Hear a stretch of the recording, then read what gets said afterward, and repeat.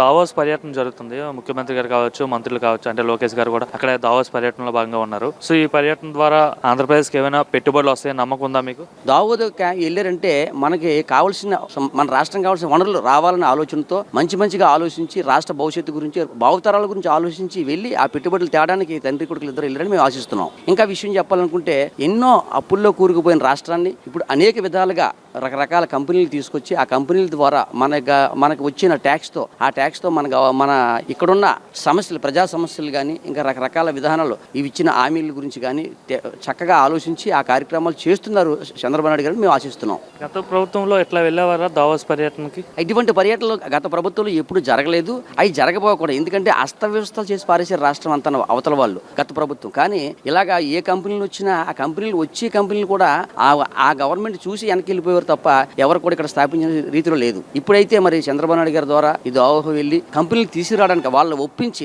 మెప్పించి మా రాష్ట్రంలో ఎలా ఉంటుంది, మంచిగా పెట్టుబడి పెడితే మీకు ఉపయోగపడుతుంది, ఈ విధంగా మా ప్రజలకే ఉపయోగపడుతుంది, పెట్టుబడులను తీసుకురావడానికి దావోహు వెళ్ళారని మేము కోరుకుంటున్నాం.